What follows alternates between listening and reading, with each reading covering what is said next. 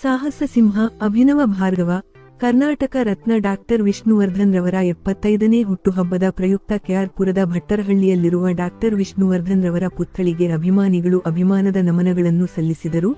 ಕದಮ್ಮ doctor Vishnu ಅಭಿಮಾನಿಗಳ ಬಳಗದಿಂದ ಅದ್ದೂರಿಯಾಗಿ ಹುಟ್ಟು ಹಬ್ಬದ ಕಾರ್ಯಕ್ರಮವನ್ನು ಆಯೋಜಿಸಲಾಗಿತ್ತು. ಕಾರ್ಯಕ್ರಮದಲ್ಲಿ ವಿಷ್ಣುವರ್ಧನ್ ರವರ ಪುತ್ಥಳಿಗೆ ಪುಷ್ಪಾಲಂಕಾರ ಮಾಡಿ ಪುಷ್ಪನಮನ ಸಲ್ಲಿಸಿ ಗೌರವಿಸಲಾಯಿತು. ಇದೇ ಸಂದರ್ಭದಲ್ಲಿ ಕ್ಷೇತ್ರದ ಜನಪ್ರಿಯ ಶಾಸಕರಾದ ಬಿ.ಎ. ಬಸವರಾಜರವರು ಪಾಲ್ಗೊಂಡು ಪೂಜೆ ಸಲ್ಲಿಸಿ ಪುಷ್ಪ ನಮನ ಸಲ್ಲಿಸಿದರು. ವಿಷ್ಣು ಅಭಿಮಾನಿಗಳು ಶಾಸಕರಿಗೆ ಹಾರ ಹಾಕಿ ನೆನಪಿನ ಕಾಣಿಕೆ ನೀಡಿ ಸನ್ಮಾನಿಸಿ ಗೌರವಿಸಿದರು. ವಿಷ್ಣುವರ್ಧನ್ ಹುಟ್ಟು ಹಬ್ಬದ ಪ್ರಯುಕ್ತ ಕೇಕ್ ಕತ್ತರಿಸಿ ಸಿಹಿ ಹಂಚಿ ನೂರಾರು ಜನರಿಗೆ ಬಿರಿಯಾನಿ ಅನ್ನದಾನದ ವ್ಯವಸ್ಥೆಯನ್ನು ಸಹ ವಿಷ್ಣು ಅಭಿಮಾನಿಗಳು ಮಾಡಿದ್ದರು. ಈ ಸಂದರ್ಭದಲ್ಲಿ ಶಾಸಕರಾದ ಬಿ.ಎ. ಬಸವರಾಜರವರೊಂದಿಗೆ ಮುಖಂಡರಾದ ಅಂತೋಣಿ ಸ್ವಾಮಿ, ವಿಷ್ಣು ಅಭಿಮಾನಿಗಳಾದ ದಿಲೀಪ್, ಮಂಜು, ರಾಜೇಂದ್ರ, ವಿಷ್ಣು ಸೇನೆಯ ಬಾಬು, ರವಿ, ಮಂಜುನಾಥ್, ಬದ್ರಿನಾಥ್, ಶಾಂತರಾಜ್ ಆಟೋ ಚಾಲಕರು ಮತ್ತಿತರರು ಉಪಸ್ಥಿತರಿದ್ದರು.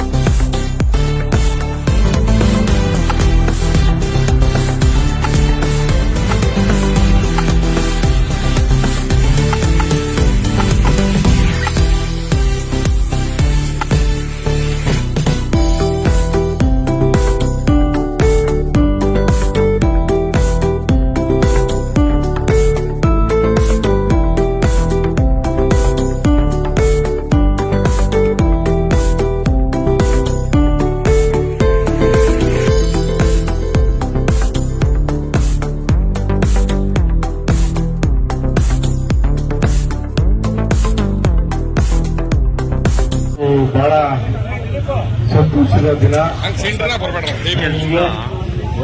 ಕನ್ನಡ ಹೋರಾಟಗಾರರಿಗೆ ಮೊದಲನೇದಾಗಿ ನನ್ನ ಹೃತ್ಪೂರ್ವಕವಾದ ನಮಸ್ಕಾರ ಹೇಳಲಿಕ್ಕೆ ನಾನು ಬಯಸ್ತೇನೆ. ಇವತ್ತು ವಿಶೇಷವಾಗಿ ಭಟ್ಟರಹಳ್ಳಿ ಗ್ರಾಮದಲ್ಲಿ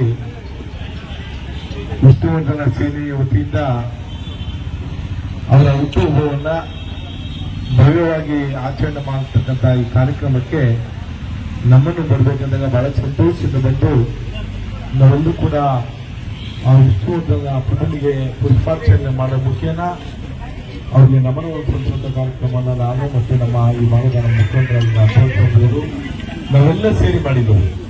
ಇಲ್ಲಿ ಅನೇಕ ಹಿರಿಯರು ಸಂಘಟನೆಯ ನಮ್ಮ ರಕ್ಷಣಾ ವೇದಿಕೆಯ ಗೌರವಂತ ಎಲ್ಲ ಅಧ್ಯಕ್ಷರುಗಳು, ಪದಾಧಿಕಾರಿಗಳು, ವಿಷ್ಣು ಸೇನೆಯ ಅಧ್ಯಕ್ಷರು ಮತ್ತು ನಮ್ಮೆಲ್ಲ ಮುಖಂಡರು ಕೂಡ ನಾವೆಲ್ಲ ಕೂಡ ಭಾಗಿಯಾಗಿದ್ದೇವೆ. ಎಲ್ರಿಗೂ ಕೂಡ ನಾನು ಈ ಸಂದರ್ಭದಲ್ಲಿ ಅವರು ಹುಟ್ಟುಹಬ್ಬದ ಪ್ರಯುಕ್ತ ನಿಮ್ಮೆಲ್ಲರಿಗೂ ಕೂಡ ಶುಭವನ್ನು ಕೋರ್ತಾ ಇದ್ದೇನೆ. ಆ ಭಗವಂತ ಒಳ್ಳೆಯ ಮಾಡಲಿ. ಆಮೇಲೆ ಕೇರ್ಪುರದಲ್ಲಿ ಕೂಡ ಒಂದು ಪುತ್ಥಳಿಯನ್ನು ನಾವು ರೆಡಿ ಮಾಡಿದ್ದೇವೆ. ಅದನ್ನ ಸೂಕ್ತ ಸಮಯದಲ್ಲಿ ನಾವೆಲ್ಲ ಸೇರಿ ತೀರ್ಮಾನವನ್ನು ಮಾಡಿ ಅದನ್ನು ಕೂಡ ಉದ್ಘಾಟನೆಯನ್ನು ಮಾಡುವಂತ ಕೆಲಸ ನಮ್ಮ ಅಧ್ಯಕ್ಷರ ನೇತೃತ್ವದಲ್ಲಿ ಅದನ್ನು ಮಾಡ್ತೀವಿ. ಅಧ್ಯಕ್ಷರಿಗೆ ಅದನ್ನ ನಾನು ಭರವಸೆಯನ್ನು ಕೊಡ್ತೇನೆ. ನಾವು ಯಾವತ್ತೂ ಕೂಡ ನಿಮ್ಮ ಪರವಾಗಿರುತ್ತೆ ಕೆಲಸ ಮಾಡುವಂತ ಒಂದು ಪ್ರವೃತ್ತಿ ಬೆಳೆಸಿರ್ತಕ್ಕಂಥವ್ರು. ಅದರಲ್ಲಿ ನೀವು ಅನುಮಾನ ಪಡೋದಿಲ್ಲ. ಆ ಒಂದು ಕುತೂಹಲಿಯನ್ನು ಕೂಡ ನಾವು ಸರಿಯಾದ ಸಮಯದಲ್ಲಿ ಯಾವಾಗ ಮಾಡಬೇಕೋ ಅದನ್ನು ಮಾಡುವಂತ ಕೆಲಸವನ್ನು ಮಾಡೋಣ ನಮ್ಮ ತಲೆಯಲ್ಲಿ. ಅದರಲ್ಲಿ ಬಂದಿರ್ತಕ್ಕಂಥ ಎಲ್ಲ ನನ್ನ ಪ್ರೀತಿ ಅಣ್ಣ ತಮ್ಮರಿಗೆ ನಾವು ಕೈ ಮುಗಿತು ಅಂತ ಮಾಡ್ತೇನೆ. ದಸರಾ ಹಬ್ಬದ ಪ್ರಯುಕ್ತ ನಾನು ಔತಣಕೂಟ ಪ್ರತಿ ವರ್ಷದಂತೆ ಈ ವರ್ಷ ಕೂಡ ಔತಣಕೂಟವನ್ನು ಏರ್ಪಾಡು ಮಾಡಿದ್ದೇನೆ. ದಯಮಾಡಿ ಎಲ್ಲರೂ ಕೂಡ 1ನೇ ತಾರೀಕಿನ ದಿವಸ ತಾವೆಲ್ಲ ಬಂದು ಔತಣಕೂಟದಲ್ಲಿ ಭಾಗವಹಿಸಿ ತಾವೆಲ್ಲರೂ ನನ್ನ ಮನಸ್ಸಿಗೆ ಒಂದು ಸಂತೋಷ ಪಡಿಸಬೇಕಂತ ಹೇಳಿ ನಿಮ್ಮಲ್ಲಿ ಕೈ ಮುಗಿದು ಪ್ರಾರ್ಥನೆ ಮಾಡಿ ಈ ಕಾರ್ಯಕ್ರಮ ಬಹಳ ಯಶಸ್ವಿಯಾಗಿದೆ. ನಿಮ್ಮೆಲ್ಲರೂ ಕೂಡ ಮತ್ತೊಮ್ಮೆ ನಾನು ಹೃದಯಪೂರ್ವಕವಾಗಿ ಧನ್ಯವಾದಗಳನ್ನು ನಮಸ್ಕಾರ.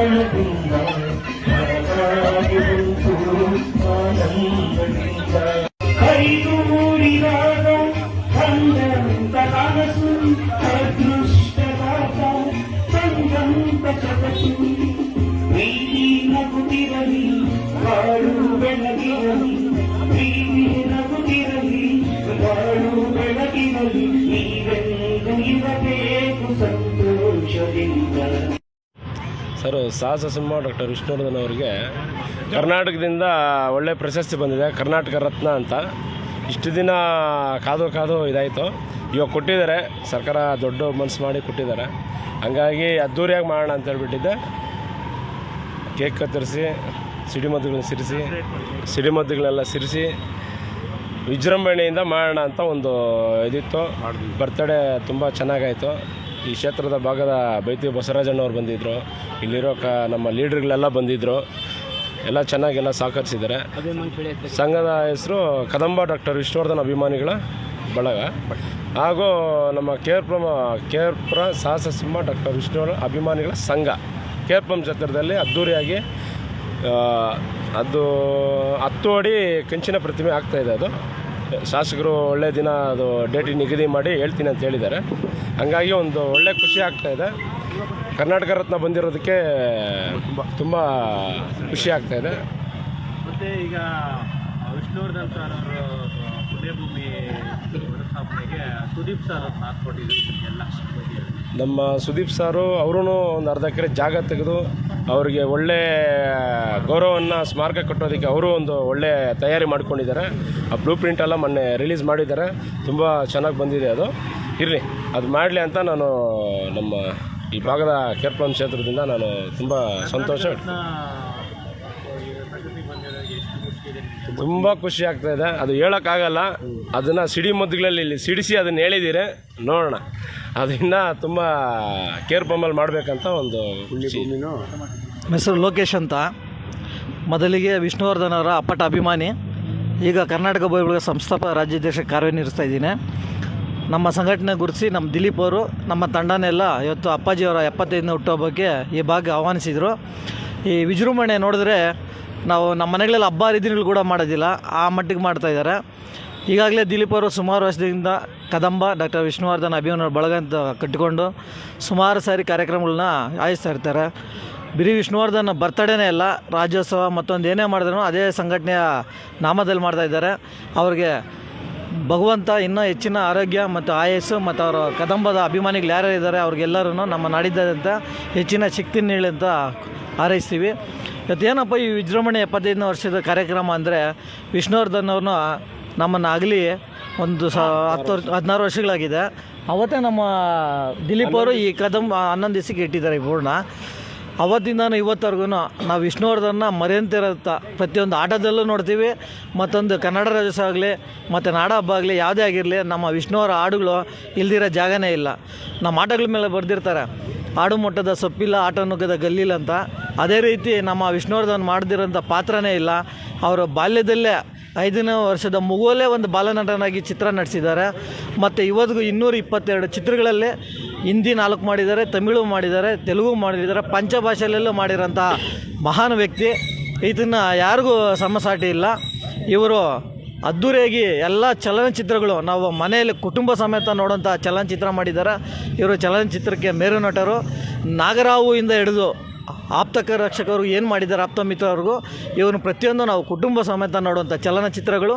ಮತ್ತು ಚಲನಚಿತ್ರಗಳಲ್ಲಿ ನಮ್ಮ ಸಂಘಟನೆ ವತಿಯಿಂದ ಹಳೆ ಚಿತ್ರಗಳನ್ನು ಬಿಡುಗಡೆ ಮಾಡ್ಸೋಕ್ಕೆ ಹೋರಾಟಗಳು ಮಾಡಿ ಬಿಡುಗಡೆಗಳು ಮಾಡಿಸ್ಬೇಕಂತೇಳಿ ನಮ್ಮ ಈ ತಂಡನ ಕೋರ್ಕೊಳ್ತೀನಿ.